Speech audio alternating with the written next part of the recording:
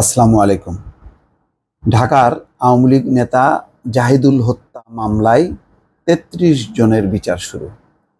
দর্শক, আপনারা জানেন যে এই যে বিচার শুরু হলো, হত্যার বিচার, এর নেপথ্যের কারণ কি?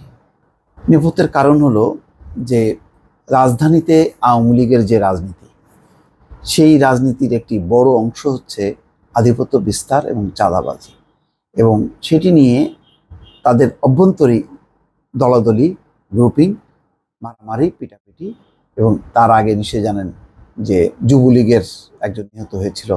পরে যারা অভিযুক্ত ছিল তাদের আবার ক্রস ফায়ার হয়েছিল। তো সম্ভবত মিল্কি যুবলীগের নেতা, নামটা ঠিক এই মুহূর্তে আমার মনে পড়ছে না, যতটুকু স্মরণ করি। ওই যে শুরু, ওটা তো শেষ হয়নি। সেটা একদম শুরুর দিকে আওয়ামী লীগের ক্ষমতায় আসার এই গত 15 বছরের মধ্যে আওয়ামী লীগ ক্ষমতার প্রথম দিকের। কিন্তু তারপরে সেটা নিয়ন্ত্রণ যে করা যায়নি, তার অনেক বছর পর এসে এই জাহিদুল ইসলাম ওরফে টিপু হত্যার মধ্য দিয়ে সেটি আবারও প্রমাণ হয়েছে, বের হয়ে এসছে যে এলাকা ভিত্তিক যে চাঁদাবাজি, সেই চাঁদাবাজির বলি হয়েছিল জাহিদুল ইসলাম টিপু। এবং তাকে টার্গেট করতে যে আরও একজন নির্মমভাবে নিহত হন, প্রীতি নামে এক শিক্ষার্থী। তো সেই ঘটনার এখন বিচার শুরু হয়েছে। এখানে খবরে বলা হচ্ছে, ঢাকার শাহজাহানপুরে আওয়ামী লীগ নেতা জাহিদুল ইসলাম ওরফে টিপু হত্যা মামলায় বিদেশে পলাতক 2 শীর্ষ সন্ত্রাসী সহ 33 জনের বিরুদ্ধে অভিযোগ গঠন করেছে আদালত। আগামী 21শে মে মামলার সাক্ষ্য গ্রহণের তারিখ ধার্য করা হয়েছে। ঢাকার বিশেষ জজ আদালত 3-এর বিচারক মোহাম্মদ আলী হোসাইন আজ সোমবার এই আদেশ দেন। আদালতের স্পেশাল পাবলিক প্রসিকিউটর রফিকুদ্দিন প্রথম আলোকে এটা নিশ্চিত করেছেন। পিপি রফিকুদ্দিন বলছেন, অভিযোগ গঠনের মধ্য দিয়ে এই মামলার বিচার শুরু হলো। অভিযোগপত্রভুক্ত 33 আসামির মধ্যে 6 জন পলাতক, কারাগারে আছেন 19 আসামি, জামিনে 8 জন। অভিযোগ গঠনের শুনানিকালে আদালতে উপস্থিত আসামিরা নিজেদেরকে নিরপরাধ দাবি করেন। 2022 সালের 24শে মার্চ শাহজাহানপুরে মতিঝিল থানা আওয়ামী লীগের সাবেক সাধারণ সম্পাদক জাহিদুলকে গুলি করে হত্যা করা হয়।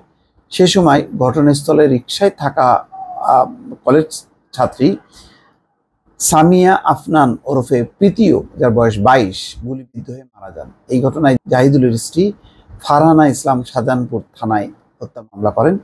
গত বছরের 5 জুন এই মামলায় তালিকাভুক্ত 2 শীর্ষ সন্ত্রাসী সহ 33 আসামির বিরুদ্ধে আদালতে অভিযোগপত্র জমা দেয় ঢাকা মহানগর পুলিশের গোয়েন্দা বিভাগ।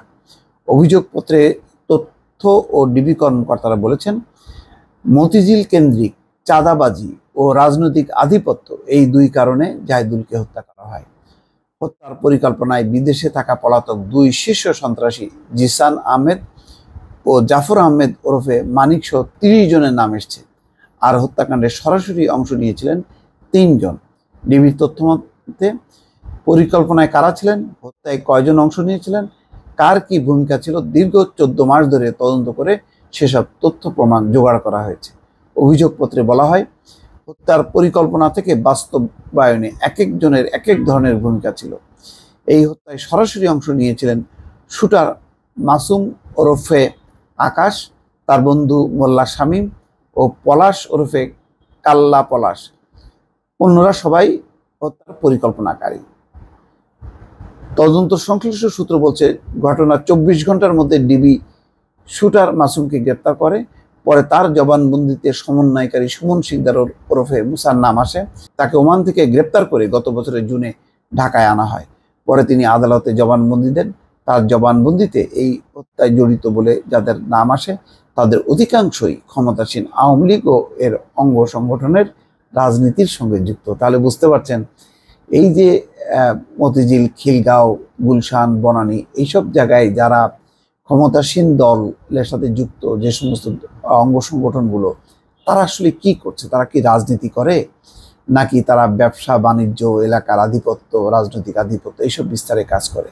এখন কথা হলো, জাহিদুল ইসলাম টিপু হয়তো হত্যার একটা বিচার হবে তার, কিন্তু এই যে আধিপত্য বিস্তার, অপরাজনীতির যেই তার শক্তিশালী যে ভূমিকা, এগুলোর কি অবসান হবে, নতুবা জাহিদুল ইসলাম টিপু হয়তো বিচার পাবে?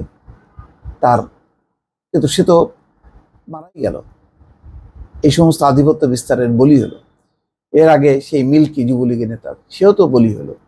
কিন্তু কোনোভাবেই তো এই রাজনৈতিক আধিপত্য, চাঁদাবাজি, তারপরে দখলবাজি, এই রাজনীতির তো শেষ হচ্ছে না। এটি শেষ হবে কবে, সেটি হচ্ছে বড় প্রশ্ন। ভালো থাকবেন। আল্লাহ হাফেজ।